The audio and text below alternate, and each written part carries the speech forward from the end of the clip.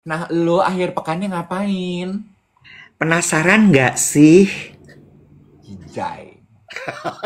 Ih, serius gue penasaran nggak sih? Apa? Penasaran? Kan gue nggak ngepost apa-apa. Ih, lu nggak perhatiin, Mbak. Lu nggak follow gue ya udah ya. Akhir pekan gue tuh padat banget. Lu ngapain aja emang ya? Nanti gue lagi cerita. Udah lu dulu dah. Mawar dulu setangkai. Gue kemarin ke Singapura.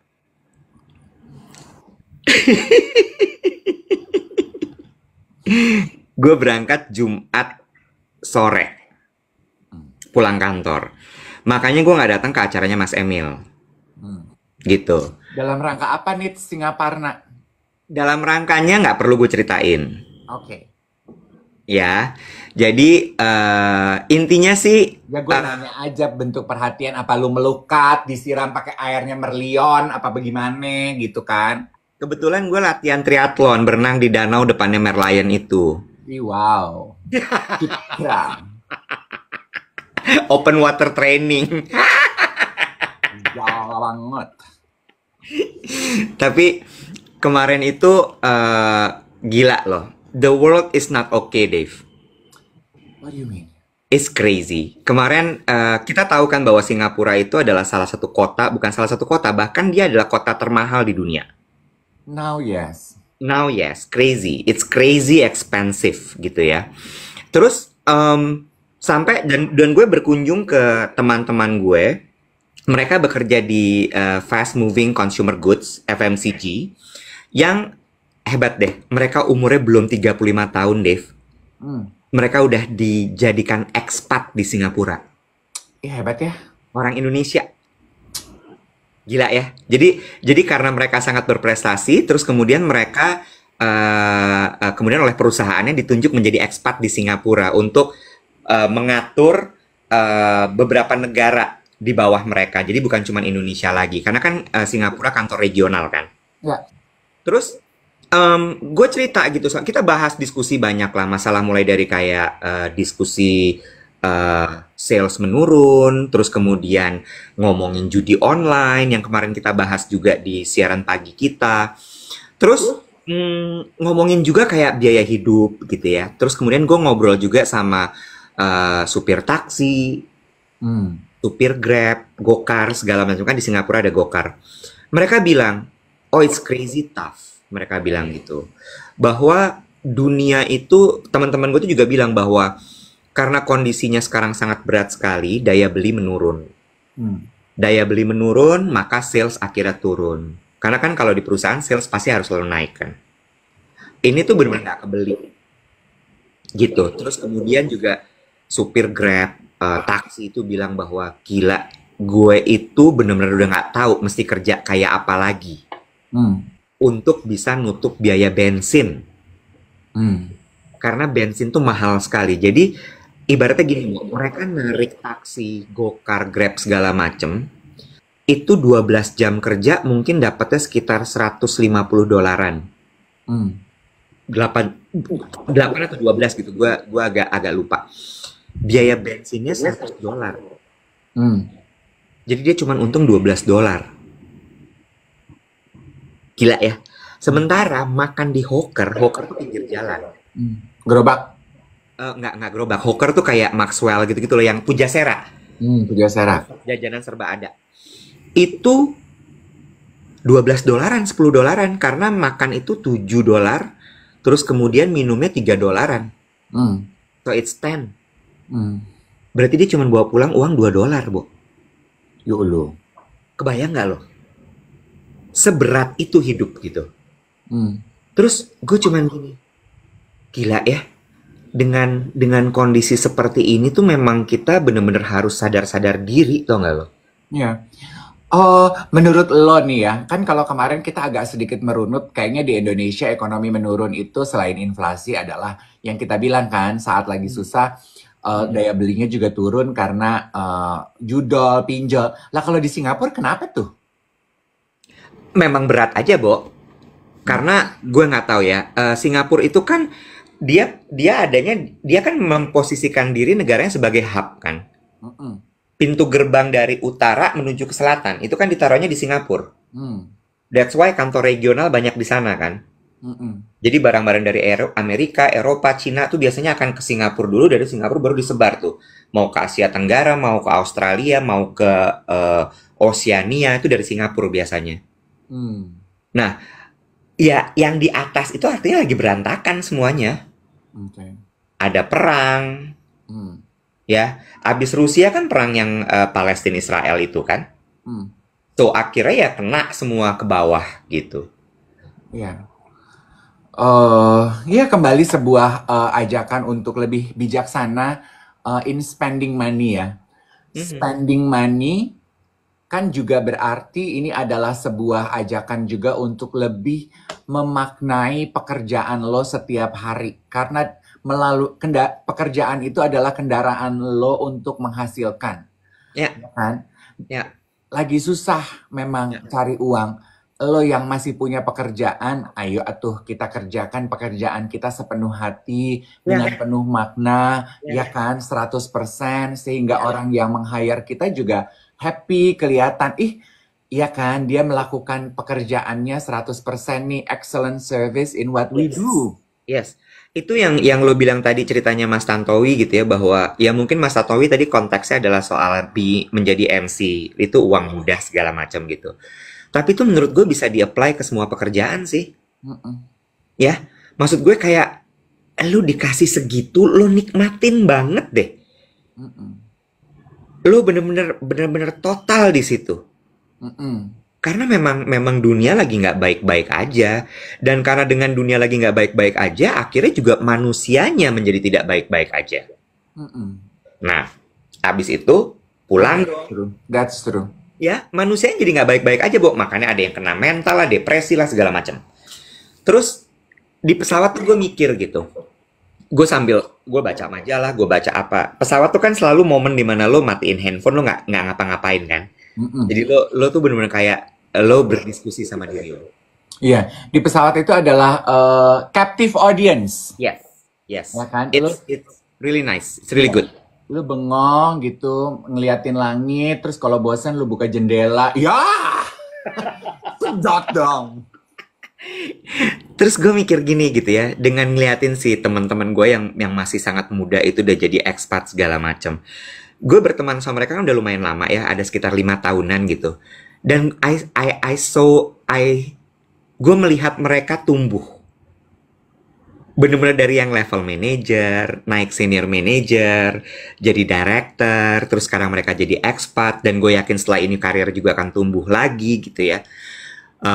Terus gue mikir gini, gue tuh bertumbuh nggak ya?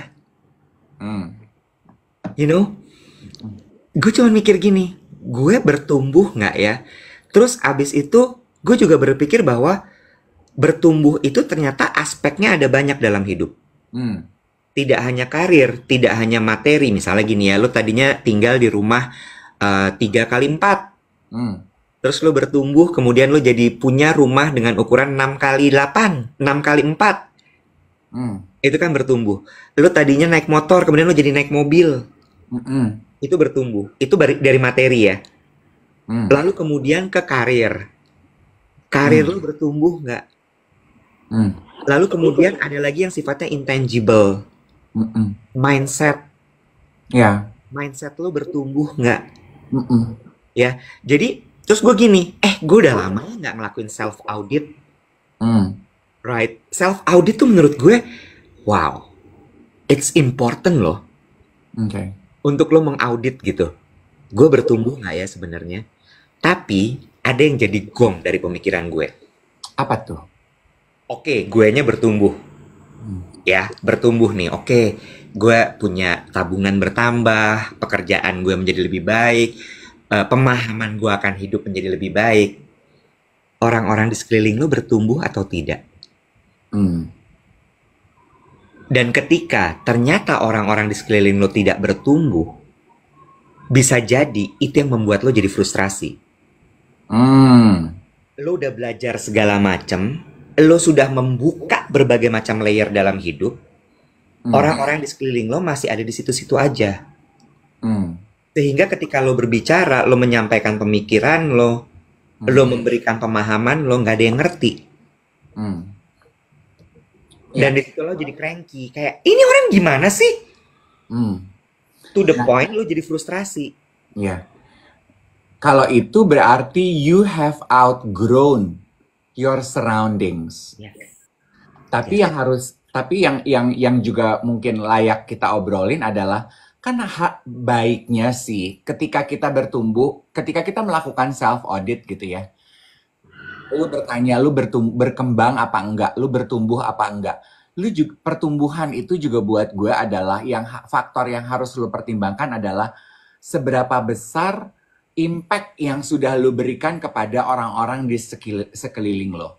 Iya. Setelah lo melakukan pertumbuhan personal growth ya, personal growth tuh kayak financially, skill, knowledge gitu. Baru abis itu kan lingkarannya semakin keluar dong. Hmm. Setelah lu punya financial growth, skill, knowledge lu growth, lu mempengaruhi orang-orang di sekeliling lu apa enggak? Kalau Ya. lu nggak mempengaruhi, jangan-jangan lu tidak membuka diri dan lu secara sengaja lu nyimpen gitu. Lu tuh tidak sengaja nggak mau gue nggak mau berbagi ilmu, berbagi waktu, berbagi perhatian, berbagi duit gitu. Udah biar gue aja yang bertumbuh. Nah, itu kan juga egois. That's really good.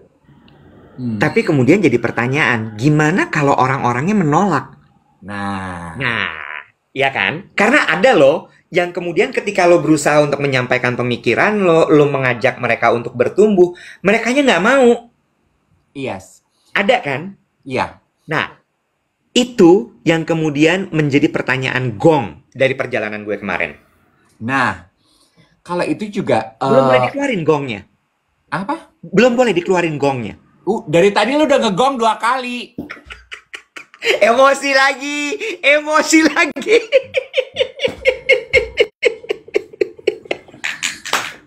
Karena gini loh, kalau buat gue gitu ya, akhirnya lu juga jadi sensitif kok. Melihat kalau orang lu ajak bertumbuh, lu bantu, setelah beberapa kali, mereka tidak mau bertumbuh bersama lo. Ya. Ya udah, menurut gue itu udah bukan tanggung jawab lo untuk melanjutkan bantuan lo, memaksa dia untuk bertumbuh. Orang tuh nggak bisa bertumbuh kalau dia sendiri nggak mau. Itu Dave, pertanyaan gong gue. Should I just leave them? Yes. Kenapa? Egois. Lu selamatkan diri lo daripada elunya sendiri jadi tidak bertumbuh hanya karena lu terongrong dengan beban harus membawa serta orang-orang ini bertumbuh dengan lo. Ngapain lu narik dia? Orang dia nggak mau. Kayak gini deh Iwet. Lo adalah seorang gembala. Lu menuntun sapi. Lu tarik sapinya di leher. Ya. Sapi itu baru bergerak ketika dia menyambut ajakan lo untuk bergerak. Kalau sapinya diem aja, nggak ada pull and push, lu cuman sibuk narik, lu capek loh. Lu bisa pegel loh, Nek. Dan akhirnya lu jadi kelelahan. Dan akhirnya sapinya mati karena kejerat tarikan lo. Iya, gue jadi menyiksa juga gitu ya. Si gembala itu jadi menyiksa sapinya juga. Yes. So better ditinggalin berarti ya? Yes. Oke. Itu yang gue tahu ya dari prinsip dasar. Gue lupa ya namanya siapa ya. Ada satu sosok yang akhirnya disebut sebagai founding father of ilmu coaching. Itu dari pengalaman itu. Gembala sapi yang membimbing sapi. Itu tuh namanya coaching, Wet. Lu tuh membimbing sapi, lu jalan bersama. Nah itu nggak akan kejadian kalau sapinya juga nggak mau. Iya. Itu prinsip dasar coaching. Lu baru bisa melakukannya kalau lu mau. Iya. Jadi jalan bareng. Gitu loh, Nek. Iya. Menurut gue kembali ke bertumbuh bareng. Lah kalau orang yang nggak mau, lu mau bengok-bengok, nggak akan kejadian. Nih. Iya. Gue mau cerita.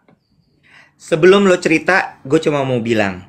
Sebuah analogi yang baik. Mengingat akan menjelang Idul Adha, makanya sapi yang dipakai. Daripada lu cekek tuh sapi, mending lu kurbanin tuh sapi. Lu dapat pahala. Kapan ya Idul Adha? Minggu depan, tanggal 17. Oh iya bener. Lanjut. Kemarin gue dapat rekomendasi untuk nonton film Vietnam di Netflix, judulnya Mai, M-A-I. Ya. Buat yang suka nonton, belum nonton, nonton deh. Itu banyak sekali thank you untuk kamu yang sudah merekomendasikan film ini.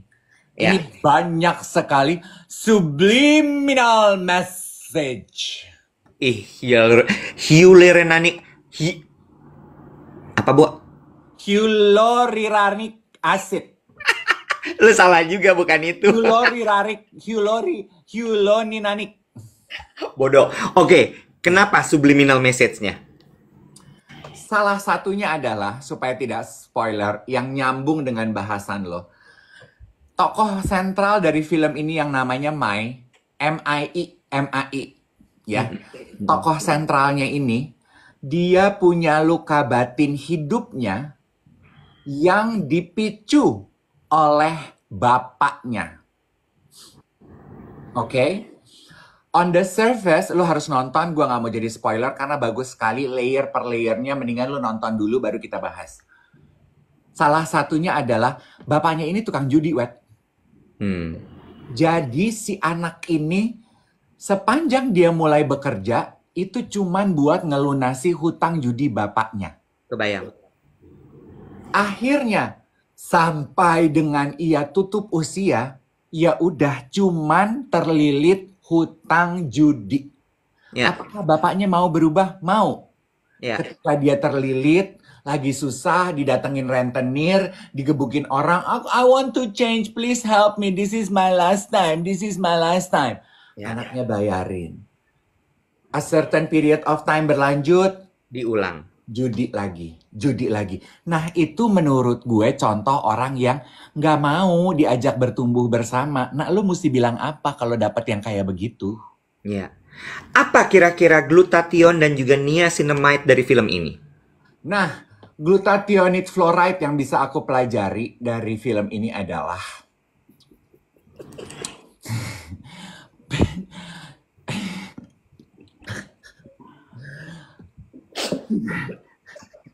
kayaknya pinter ya. Kayaknya gue tuh Garin Nugroho nggak sih?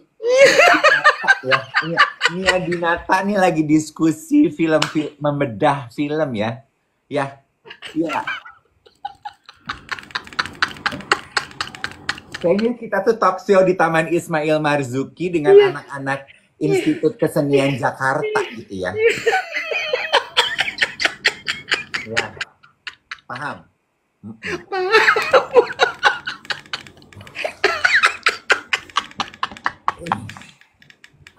Iya. Ego. Itu film bagus banget, Wet. MAI ya, Mai. Iya, bohong kalau lu nggak nangis sih. Iya. Tapi ini 18 plus ya, jadi lu jangan ajak anak lu nonton ya. Iya. Terus kemarin tuh lucu sekali. Jadi temen-temen gue itu tuh suka nontonin kita tiap pagi. Dari Singapura itu. Jadi kata-kata puyeng itu dipakai kemarin berkali-kali. Jadi gue diajakin ke tempat-tempat puyeng. Lucu deh, Bo.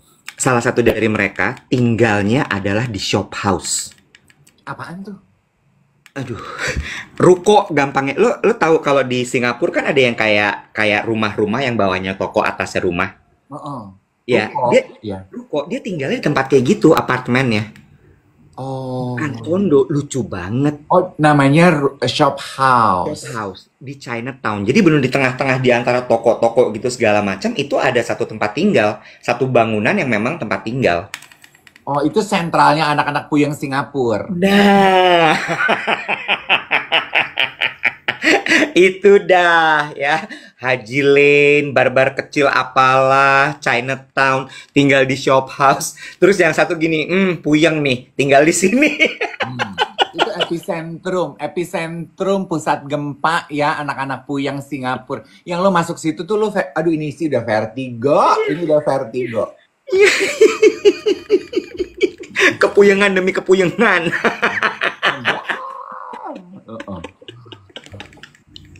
Aduh, tapi balik lagi ya. Itu tadi menurut gue bahwa self audit tuh penting banget. Tidak hanya untuk diri lo, pertama diri lo dulu gitu ya. Terus kemudian lo akan bergerak ke lingkungan di sekitar lo. Lo self audit keluar, lalu kemudian tempat kerja lo. Dan ini juga akan menjadi jawaban dari pertanyaan, Kak, kapan ya aku harus keluar dari pekerjaanku? Aku udah nggak tahan. Kak, kapan ya aku harus berhenti berusaha? Mm-mm. Aku udah nggak kuat. Hmm. Lo self audit dulu gitu bahwa apakah lo bertumbuh, apakah lo ada perkembangan, sekeliling lo seperti apa. Ketika sekeliling lo kemudian ternyata, oh iya, gue kayak gembala sapi yang narik sapi sampai sapinya kecekek. Mm-mm. Elonya kecapean, merekanya mati. Iya betul. Iya, wah itu Oce lah gue ngomong kayak gitu loh. Wah itu sebuah ajakan yang menarik sekali yang disampaikan oleh rekan Iwet. Betul ya Iwet ya, maksudnya gue gini, kayak kalau perusahaan aja lu tuh audit setahun sekali ya. Mm-mm, mm-mm, mm-mm. Kenapa kita nggak pernah melakukan hal tersebut kepada diri kita ya? Exactly. Isn't it wise gitu? Mungkin itu yang biasa dibungkus dengan kemasan tahun baru lu membahas lu punya resolusi apa enggak. Itu kan sebetulnya ajakan untuk self audit ya. Iya. Nah, itu kan adalah sebenarnya sebelum lo resolusi, lo self audit dulu. Tahun lalu, tahun misalnya nih menuju 2025. 2023 kayak 2023 kayak apa? 2024 kayak apa? 2025 lo mau ngapain? Mm-mm, Self auditnya kan di 2022 2002 2023 2024-nya gitu kan. mm-mm, Gue cuman kemarin iya ya. Mereka bertumbuh banget loh. Gue ngeliat gitu kayak gue ngeliat mereka banget dari yang tadinya bener-bener cuman di meeting tuh bener-bener cuman ngedengerin hmm. sampai kemudian mereka yang mimpin meeting itu sampai kemudian akhirnya dia ada di posisi expat itu gue kayak wow Oke. crazy. Nah, itu tadi ada yang komentar gini. Tapi kalau audit is a nightmare. Yes. Ya. Kenapa? Why audit is a nightmare? Karena audit itu hanya baru bisa berhasil kalau kita jujur. Yes, Bener nggak, Wes? betul, harus jujur, nggak boleh Ya. nggak jujur. And being honest to yourself itu ternyata sangat menakutkan. Yes, Makanya true. kita menghindar self audit karena kita nggak pengen jujur sama diri sendiri. Kalau bisa nggak usah deh. Yes. Dave, ini bagus deh, Kucing Oyen. Ini juga nyambung sama film Mai tadi. Gimana kalau misalnya ternyata lo nggak bisa keluar? Pertanyaannya Kucing Oyen, Kak, kalau PNS gimana? Kan nggak gampang buat keluar, itu satu. Nyambung ke Mai, itu kan bapaknya. Masa mau ditinggal sama dia? Nah, itu harus gimana tuh kalau kayak gitu? Well, kalau Mai itu sih dia tidak meninggalkan bapaknya. Hmm. Akhirnya Hmm. dia merongrong sampai akhirnya makan dalam. Lo nonton deh. Ya. Up until the end of the story itu, wah itu sih kacau sih. Gue sih Hmm. tepuk tangan sama yang bikin film itu, Wet. Ya. Plotnya itu kayak tikungan, belokan, tanjakannya tuh nggak ketebak, tau nggak lo? Udahlah sinematografiknya itu bagus banget. Hmm. Kayaknya juga nggak Hollywood class yang kayaknya terlalu menjual mimpi gitu. B aja gitu, tapi very close to heart gitu. Drama kehidupannya tuh sangat dekat dengan hati. Ya. Aduh, keren loh Vietnam. Yang membuat gue semakin yakin Vietnam itu negara yang patut dipertimbangkan. Cuy, lo siapa? Emangnya lu pemimpin negara ASEAN, Dave Hendrik, ngomong begitu? Saha maneh teh, saha. Iya, gue setuju sama lo. Tapi ini nyambung ya, Bo. Lo tadi nyambung, lo ngomongin soal nggak Hollywood Hollywood type of movie yang selling dreams, selling fantasy gitu ya. This is the things about Western country and Eastern country. Opo? Pakai hati kalau negara Asia. Justru menurut gue ini menjadi warna. Kita pernah bahas Past Life, lalu kemudian My, lalu kemudian film-film apa lagi ya? How to Make Millions Before Grandma Dies. Lu lihat nggak benang merahnya? Realita. Mm-mm. Manusia kalau film-film Asia tuh yang ditampilin. Mm-mm. Hidup manusia itu sadness-nya ya memang segitu hancurnya. Mm-mm. Iya. Ya? Iya, betul. Sementara Jadi kalau Hollywood tuh iya drama, tapi nggak dramanya tuh nggak yang sampai gitu. iya, iya. Very close to heart aja gitu. Dan penyampaiannya tuh santuy banget. Nggak bombastis gitu yang jeng jeng jeng jeng. Nggak gitu. Aduh, so good. So good. Iya. Eh, Mudah-mudahan duet bisa seperti itu ya. Kita nggak hanya menjual mimpi, menjual fantasi. Lu lihat nggak sih ada postingan penggalan siaran kita yang itu juga kayaknya viewsnya di TikTok gue cukup banyak. Kita potongan yang kita kita cerita, kita kita foto dan kenalan sama Anwar BAB. Terus kan di situ kita nanya, Anwar tuh siapa? BAB tuh singkatan dari apa? Gue post dan Anwarnya komentar loh. Anwarnya ketawa-ketawa. Anwar Sanjayanya tuh ketawa-ketawa gitu ya. Jadi he is being such a good sport. He understood the context of the conversation, you know, gitu. Iya. Tapi ada satu komentar yang semalam gue baca, terus gue komentarin, gue gini, emang itulah ya. Dia komentar gini, kalau Anwar tuh terkenal, caps lock. Kalau Anwar tuh terkenal, kalian siapa? Iya. Gue tuh tadinya udah ngetik gini, terima kasih untuk komentarnya Ibu. Iya. Andaikan Ibu mengerti konteks penuh dari perbincangan kami, Ibu akan lebih memahami arah kami berbicara seperti itu apa. Tapi gue hapus, akhirnya gue cuman gini, terima kasih sudah mampir, sudah berkomentar. Kita memang jauh dari terkenal kok, gue gitu. Dalam hati gue, konteksnya tuh bukan itu, Nek, gitu. Iya. Lu nonton sampai selesai nggak sih? Padahal itu cuman sedikit loh. Iya. Ya. Iya. Nah, film Mai itu juga. Lu jangan nonton cuman sedikit. Pahami perjalanan hidupnya sampai selesai. Baru lu bisa tahu. Damn! Gitu. Kurang lebih perjalanan gue kemarin. Gue cuma gini, ya Allah, kok gue pulang-pulang jadi banyak mikir gitu ya. Lu tuh jadi day trip ke Singapura. Enggak. Gue balik hari Minggu.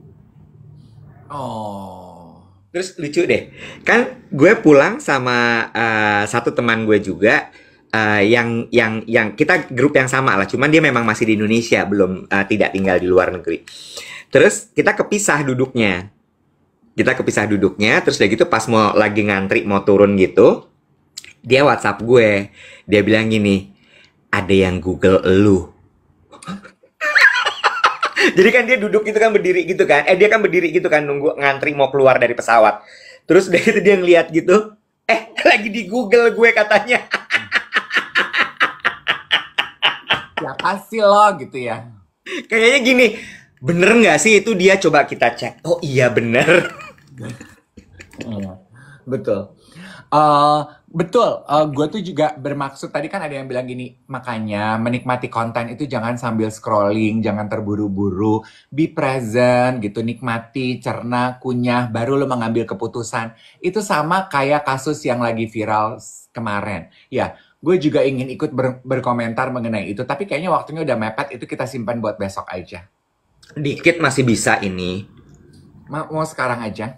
Iya, 6 menit nggak apa-apa. Oke. Itu juga sih, gue nggak berpihak ya kepada kasus pemukulan anjing di Plaza Indonesia itu. Gue nggak berpihak kepada yang ini benar, yang ini salah. Tapi menurut gue yang salah itu adalah jari jemari kita sebagai penonton, penikmat kontennya, terlalu cepat memutuskan tanpa memahami konteks peristiwa dan permasalahannya secara penuh. Gue setuju sama lo. What do you think? Totally agree with you. That's why kita selalu bilang kan, kita nggak mau berkomentar, kita nggak mau memberikan pendapat kalau kita belum paham dulu. Kita selalu bilang loh, kan teman-teman suka, Kak bahas ini dong, Kak bahas itu dong, Kak lagi viral ini, Kak bahas dong. No, kalau kita nggak paham, kita tidak akan ngomong satu patah kata pun. Because we understand, apa yang kita omongin bisa jadi efek yang sangat besar buat banyak orang. Betul. Exactly. Ini sama persis seperti pembahasan di film Budi Pekerti gitu ya. Dan tolonglah teman-teman ya, jangan terlalu cepat memutuskan mengupload sesuatu yang kita tidak paham. Yang bahkan, tapi kan aku uploadnya, aku nggak bilang sesuatu yang negatif. Tapi lo menggiring. Lo Ya, tuh memotong penggalan peristiwa yang lo nggak tahu. ya, And you share it. Dan penggalan potongan itu yang akhirnya bisa menggiring emosi dan opini publik. Itu kan yang sekarang terjadi. ya. Yang banyak terjadi itu, Nek. Hilman Hili bilang gini, para seleb centang biru aja langsung pada gercep komen dan negor Plaza Indonesia. Hai Hilman Hili, one thing, kami berdua tidak akan pernah melakukan itu. Kenapa? Karena balik lagi, kita berdua, kalau kita nggak paham, kita nggak akan ngomong. Yang berikutnya Hilman Hili, sekarang centang biru itu bisa dibeli. Oh gitu. Bisa bayar centang biru, bisa berlangganan centang biru. Jadi, jangan silau sama centang biru, Iya. ya. Centang biru itu sekarang bisa berlangganan, bisa dibeli. Mm-mm. So please be very careful, be very mindful on everything. Dan untuk teman-teman centang biru, tuh, lo itu di look up, lo itu dianggap sebagai sesuatu yang valid kalau lo ngomong. Iya. Be careful. Dan menurut aku juga gini ya, apakah terus kita jadi menahan diri untuk berkomentar dan mengemukakan pendapat? Yes and no. Berpendapat boleh sayang, berpendapat boleh. Boleh dimanapun kebebasan berpendapat itu bagus. Kita berdialog, bertukar pikiran. Tapi juga jangan terlalu cepat menghakimi. Mengeluarkan pendapat dengan menghakimi itu beda ya. Beda nggak sih? Terakhir saya cek kayaknya beda ya artinya ya. Gitu. Beda. Jangan, don't be too soon to judge. Ya. Waktu itu kan kita awal-awal siaran pernah ada yang bilang tuh soal teori ketika mau ngepost sesuatu. Yes. Is it truthful? Yes. Is it kind? Yes. Is it, apa tuh? Apa satu lagi ya? Is it truthful? Is it kind? Berfungsi, berguna. Useful. Is it useful? Ya. Is it truthful? Is it kind? Is it useful? Ya. Ya. Oke, udah ada yang ngingetin gue jam 8 gue ada meeting.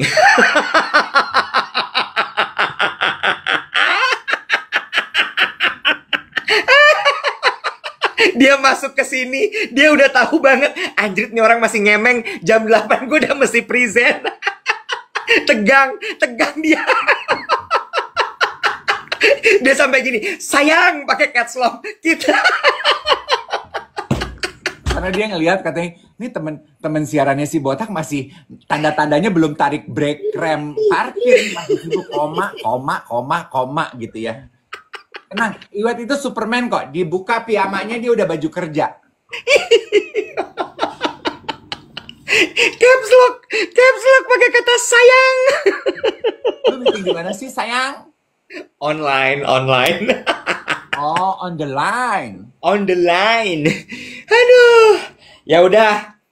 Ya, berarti besok Selasa kita ketemu jam 7 ya. Kita berikan Betul kesempatan sekali. untuk bersiap-siap ya.